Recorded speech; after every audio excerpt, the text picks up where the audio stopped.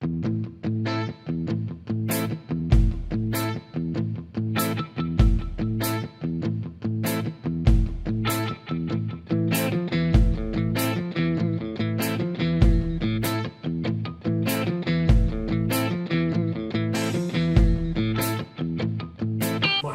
tardes, aquí estamos en el cuarto programa de Luces y Sombras del Filosofar, continuando con lo que analizamos en el programa anterior, tomando como modelo, digamos, un texto del sociólogo brasileño Muniz Sodré referido a las relaciones y las distinciones entre la diversidad y la diferencia. Estábamos en realidad utilizando este texto para poder profundizar en lo que son las concepciones del mundo, por un lado europea moderna, respecto a las concepciones del mundo de nuestros pueblos latinoamericanos. En realidad no son solo ambas concepciones del mundo, son verdaderos sistemas de pensamiento, son epistemologías, ¿no? Entonces, uno de los planteos del momento anterior fue: ¿existe solo como referente central la filosofía, lo epistemológico de raíz europeo o greco-europeo, y todas las demás del planeta son derivadas de ella? ¿O realmente existen epistemologías con un mismo nivel de validez, ¿sí? Tanto teórico como práctico? Y obviamente son dos posturas fuertemente enfrentadas, ¿no? Estamos en eso. Y para continuar, antes de estar grabando estábamos charlando sobre que cuando aparece la modernidad o época moderna, se modifican drásticamente las concepciones del espacio y el tiempo. No solo las concepciones, sino las prácticas que llevan a cabo los europeos, ¿no? Lo que sucede, para entrar de lleno en el asunto, lo que sucede con las concepciones modernas europeas es que empiezan a valorar mucho más el tiempo que el espacio. Esto tiene que ver, entre otros asuntos, con que cuando aparece la modernidad en Europa, y no quiero decir que esto que voy a mencionar sea el único fenómeno, pero es muy importante. Cuando surge la época moderna, a partir de finales del siglo XV, a partir del final del Renacimiento, uno de los fenómenos que aparece es la creación de la banca y del papel moneda, que tiene la característica de ser un tipo de intercambio de carácter abstracto. Tanto el banco, aún el banco hasta como edificio, y el papel moneda, que son creados parece que simultáneamente por los banqueros de Génova y Venecia y por los de la Liga Hanseática, ya en lo que después fue Holanda, lleva a valorar enormemente los procesos de acumulación de capital. Y una temporalidad que está sujeta a unas dinámicas que no se refieren al universo concreto de lo que ocurre en un territorio determinado. Claro, son de alguna manera consideraciones matemáticas, digamos, con consideraciones de acumulación de capital que se procesan por cálculos que son hechos por un escriba o un tesorero en una mesa con una pluma apuntando, ahora es con una computadora, pero más o menos el mismo proceso, ¿no? Y eso es mucho más temporal en sí mismo que espacial. Sí, está ligado además a que seguramente existía antes, pero que ahí se radicaliza, que es el tema del interés sobre el capital, ¿no? Digo pensando en el aspecto del dinero y de la acumulación. Pero además, digo, un poco lo que hablábamos también antes, respecto al tema del tiempo, y la gran diferencia con respecto a la Edad Media es el cambio de eje que hay del tiempo de Dios como tiempo importante, epistemológicamente importante, y una cierta devaloración del espacio de lo humano. En la modernidad se recupera un tipo de tiempo que ya no es el trascendente. No, es inmanente, es un tiempo terrestre, digamos, el de los negocios. Claro, pero es el de los negocios y no el de un ciclo material como puede ser el de la agricultura. Ah, no. Es un tiempo que está de alguna manera, dicho alguien, creo que Guide por ahí, es un tiempo desanclado. Hay un tiempo que se desconecta de un universo material y se convierte en un elemento que tiene, digamos, cierta imprecisión semántica, tiene una vida en sí mismo, tiene un valor en sí mismo. El tiempo se convierte por ejemplo, en algo estimable. En definitiva, el interés es algo que se genera, se genera y por tanto alguien lo recibe como consecuencia de poner un dinero en algo durante un tiempo determinado. Sí.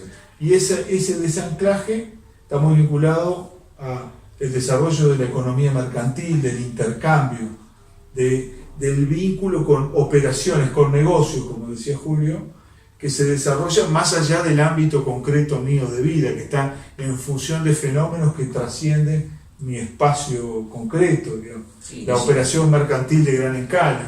Ni siquiera tiene que ver con los tradicionales procesos naturales como pueden ser otoño, primavera, verano, ¿no? O ciclos lunares, tiene que ver una concepción del tiempo donde hay una linealidad y que está guiada por otro tipo de intereses y por otro criterio de verdad. Digo, que me parece que termina de alguna manera de ser tal como lo conocemos con Newton, ¿no? Con lo que es Bueno, concluye, digamos, madura con la física de Newton y la simultánea creación de la geometría analítica con Descartes, que es donde empiezan, entre muchos otros procesos, por supuesto, que se determinan a partir de ahí, un eje donde pueden seguirse las variaciones en el tiempo, pero un tiempo artificial, porque es el que yo voy armando en un eje, ¿no? En una mesa, no es un tiempo que yo vivo ahí afuera, ¿no? Es todo el tiempo desanclado. Sí, y eso termina un poco menos de un siglo después en la creación del cálculo infinitesimal por Leibniz, ¿no? Todo eso es un proceso de unos 200 y algo de años, pero que tiene su origen en esa nueva y revolucionaria, obviamente, forma nueva de concebir todo. Esto que llamamos, esa nueva forma de concebir todo, es lo que llamamos modernidad. Sí, eso va a ser la modernidad en términos de la naciente economía, la naciente filosofía en manos de Descartes y unos cuantos más. Que tiene, por ejemplo, una temporalidad construida por los sujetos, ¿no? Bueno, es eso. El gran cambio es ese, ¿no? Es el valor del gran sujeto. cambio que nos interesa a nosotros, porque eso coincide con el descubrimiento de América, y a partir de ahí los nuevos territorios que aparecen. Son territorios a explotar, no son para hacer turismo, ni para considerar buenamente a los nativos que andan dando vueltas por ahí. Son territorios de donde extraer materias primas y mano de obra. Sí, como bien decía Fabián, el lenguaje es esquivo porque no son nuevos en realidad, son nuevos para los europeos. Bueno, sí, claro. Hay pueblos ahí antiquísimos, claro. Pero para los europeos que están mirando esas nuevas tierras, esos territorios no tienen valor en sí mismos, tienen valor económico-político, claro. En una competencia entre ellos, ¿no? Portugal, España, Inglaterra, Francia, Holanda, que se empiezan a disputar esos territorios como parte de una de su dominio, ¿no? Y las porciones de excedente que se... Claro, no, verdaderas guerras económicas entre ellos, ¿no?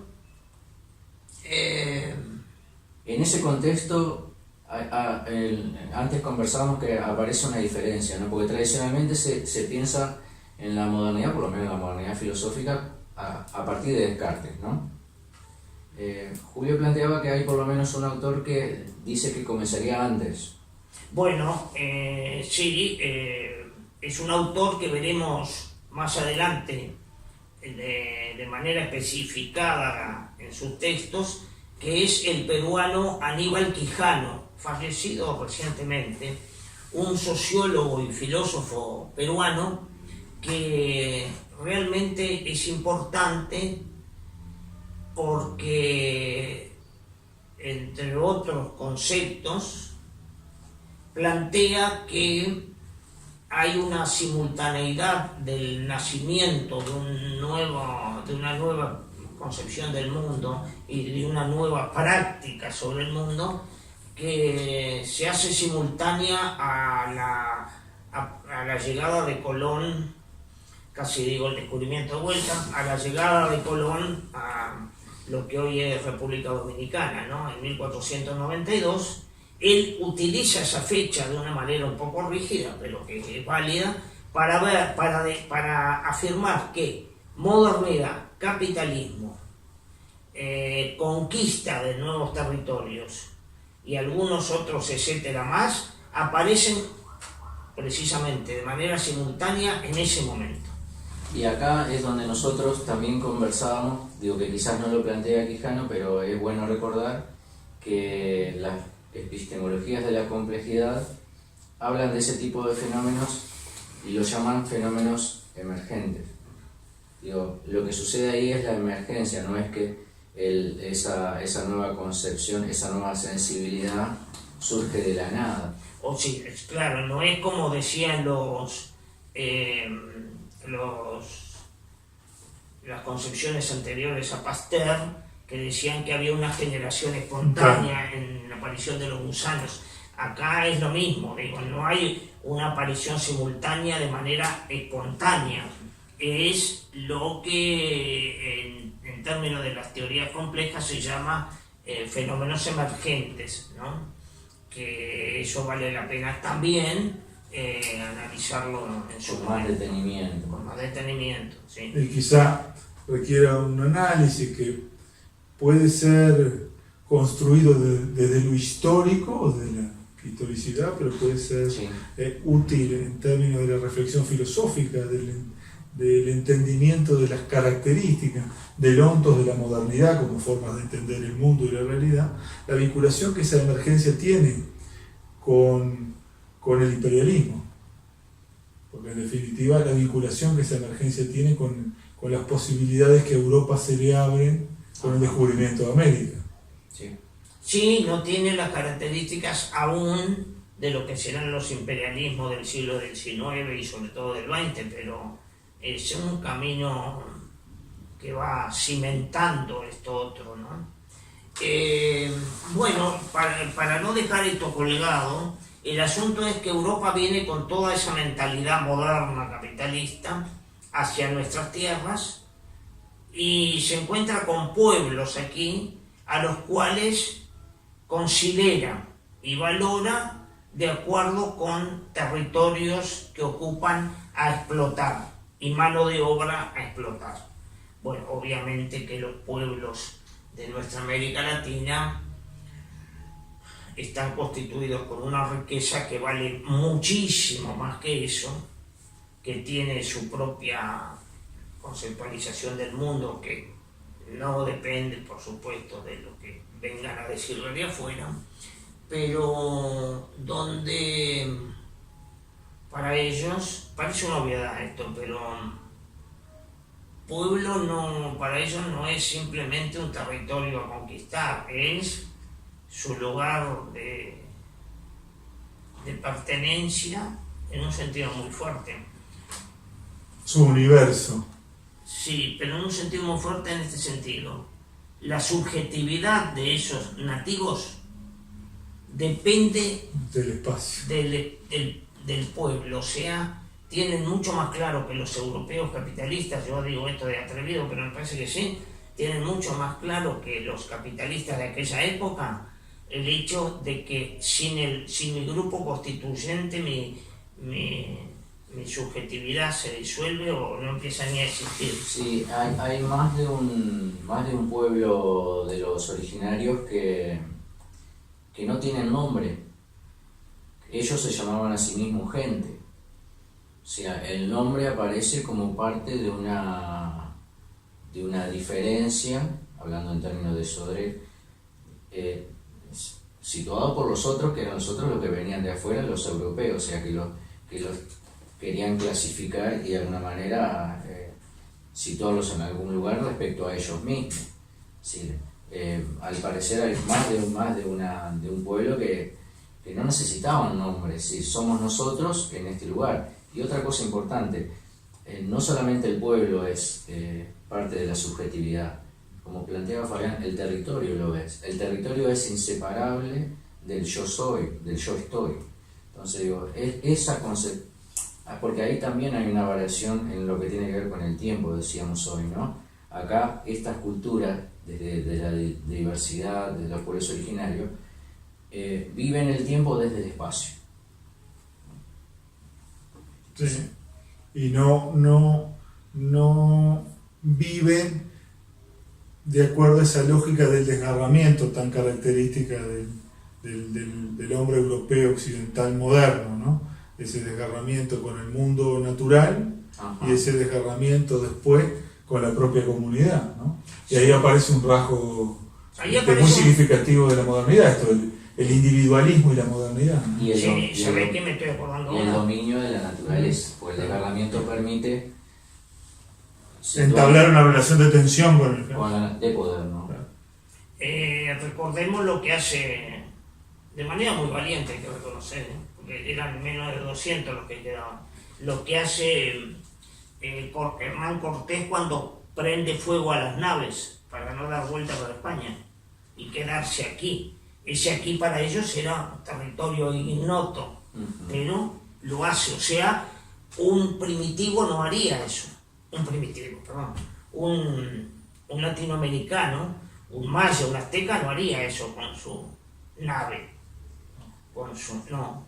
Sí, yo recuerdo en ese sentido una muy reconocida carta que anda por ahí, por todos lados, que es la carta del jefe de Seattle, que es una carta de 1855, creo que le envía al presidente Pierce de Estados Unidos en aquel momento, donde en alguna parte de la carta él dice, bueno, el río no es solamente donde navegamos, el río es donde, bueno, se bebe, se pesca, se navega, donde nuestros ancestros andan por ahí, es decir, no es un hecho físico el río, es parte de una concepción de una forma de vivir, una forma de pensar, una forma de sentir.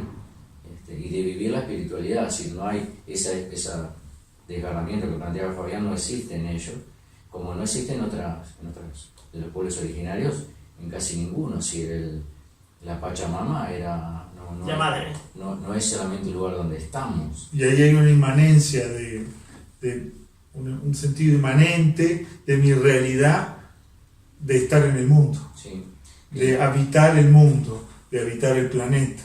Y la modernidad los colocó a sangre y fuego en otro lugar, ¿no? Sí, además, claro, esos europeos que no parecen guardar relación de pregnancia con su propio territorio, están como alienados de lo que es la tierra y la territorialidad, ¿no? Retoma un poquito, porque podemos leer algo en la página Sodre, que dice, leo rápidamente esto. Sí. Para los pueblos, digamos, de América Latina o del sur, Sí. pueblo no puede ser jamás entendido como una homogénea constelación demográfica y sí como un principio de aglutinación humana que presupone el sentimiento comunitario y el respeto a la continuidad de las generaciones. Sí. Por eso, estas formas de vida heterogéneas, la de los pueblos de acá, son importantes para la cuestión de las identificaciones de un pueblo nacional. Sí. Digamos que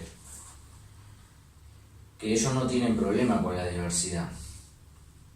El problema lo tuvo la modernidad con su forma de pensar racional, técnica, donde colocó a la naturaleza y a los otros en un lugar de lo diferente. Y de objetos posibles de Y dominación. objetos posibles de dominación. Y además, creo yo, en un lugar de ¿cómo decirlo? De poco valor, ¿sí? En lo que tiene que ver con un planteo ético, espiritual. Hay un disolver a una cosmovisión ahí. Y eso fue lo que permitió, por ejemplo, tan poco valor tiene que el capitalismo y la modernidad se mueve fagocitando las otras culturas. Su forma de existir es yendo a un lugar, encontrando lo diferente y transformándolo en lo igual. Esa es su lógica. En cambio, las otras culturas, por ejemplo las culturas originarias, no, por lo menos podemos decir, no estamos idealizándola, pero digo, no tienen esa lógica de convivir con lo diverso. Por eso, al día de hoy, es muy importante retomar este concepto de la diversidad, que es un gran concepto, es una categoría, por los problemas tremendos que están sucediendo frente a los pueblos originarios, en Palestina, En los barrios árabes de París. bueno, hay que hablar, en las minorías negras en Estados Unidos, minorías entre comillas, porque en su capital, Washington, tiene más del 50% de afrodescendientes. Es un problema crucial el de los choques de lo diverso. Sí. Y más dramático todavía es la falta de solución de estos problemas. En la propia tensión en relación al desarrollo, la modernización y la identidad para los pueblos sometidos a alguna forma de dominación, Sí. dentro del desenvolvimiento histórico del capitalismo. Sí, y podríamos ir como redondeando esta conversación con una cosa que parece ser una obviedad, pero que ha sido largamente olvidada, y es que, inclusive desde lo antropológico, la pureza cultural no existe ni existió nunca. Somos mestizos, ¿no?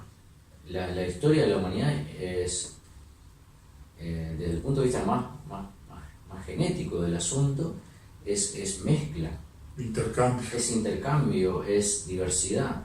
Todo cualquier tipo de planteo que abogue por una especie de pureza cultural o levantar muros es equivocada, Dramática. y además es evidentemente intencionada. Es decir, nadie puede sostener eso hoy con un criterio más o menos racional o científico, ¿no? Sí, y en relación a lo que decís vos, y yo sé que tenemos que ir cerrando, pero no puedo evitar pensar en esto de la apropiación de los logros de la humanidad. Exacto. De alguna manera eso también funciona en la lógica de una comunidad o de un conjunto de pueblos o de unas naciones que se apropian Sí, de la titularidad de los logros de la humanidad. como si fueran el sujeto, ¿No? Ahí están los los hacedores. hacedores. Y tienden en general a ordenar a los otros en función de cuánto se han podido o no parecer a estos grandes hacedores, ¿no? cuando en puridad en su cultura es también construcción de la humanidad. Sí, estamos pensando que, por ejemplo, y vamos cerrando, digo, para la cultura de la física atómica norteamericana, fueron los físicos alemanes que se iban para Estados Unidos, por ejemplo, por decir algo, ¿no? Por decir algo. Bueno, nos vamos despidiendo por hoy. Bueno, por hoy nos vamos despidiendo. Bueno, Muchas gracias. Buenas tardes.